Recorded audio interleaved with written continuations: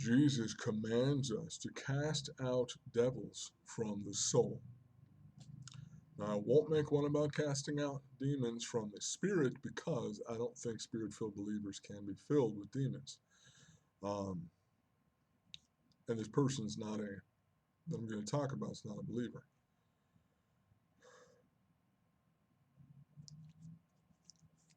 In Matthew 10, there's a man who lives in a region called the Gerasenes, the region of the Gadarenes, depending on your translation. He's a multi-demon oppressed young man. And if you read or you watch my video, The Gospel to the Gerasenes, I build a case that it's very unlikely to have that much demonic activity unless you were a kid surrounded by the sin of others, sin of adults, exposing you to their occult beliefs. And we see it's a part of Israel with pigs, and that's a good indicator. This is not functioning spiritually the way it should be in this region.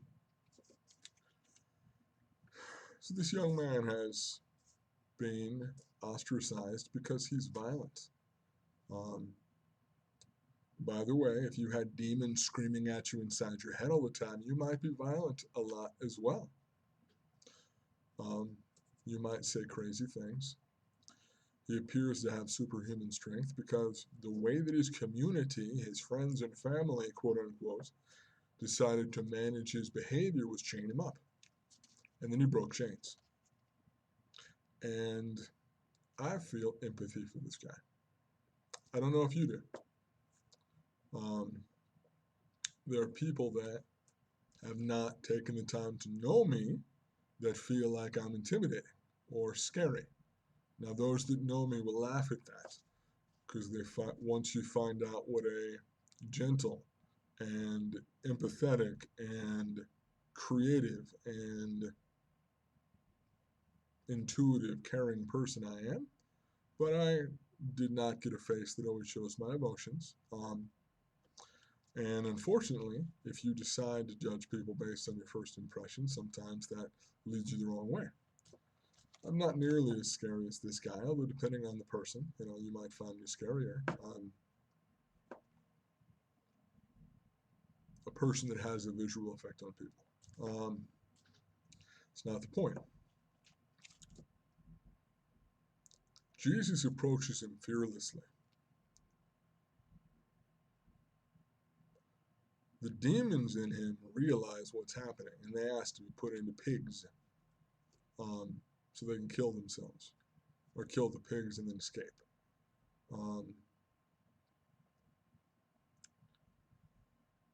There are those in your life that are being emotionally, psychologically, volitionally harassed by demons.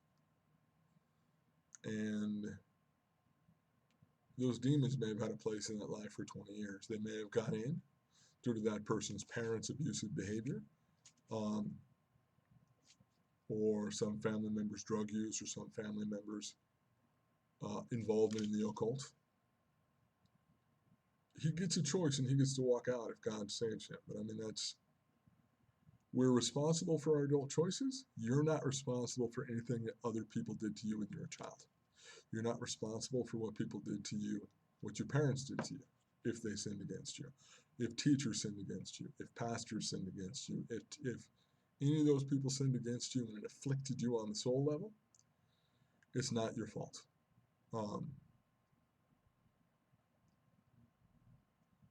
And it is our responsibility, according to the Word of God, to be participants in casting out the demonic influence in these people's lives. And I believe it starts with, I see you as a person made in the image of God, not a scary monster, and continues with, as I said a moment ago, the way other people's sin warped you is not your fault and doesn't make you less lovable in the eyes of God and should not make you less lovable in the eyes of Christians. Now, as we talked about cliquishness and fear of lepers, we're also fearful of people like this. It's not God's way, but it's part of the fallen human nature to say, even though we're all broken sinners, I feel like there's a comfort in this us versus them thing. If I can corral people that have my kind of sin in this box, specifically people that are good at hiding it and concealing it and looking reasonable in public, and separate that from people that have a different kind of sin and are bad at covering it up in public, then we can create these sort of separations and divisions and, unfortunately, put people outside the realm of God's help. So, you and I are the hands and feet of God, and we are the ones who have been commissioned by God to cast out the demonic influence on other people's souls. If I have blessed you or encouraged you, please like and subscribe.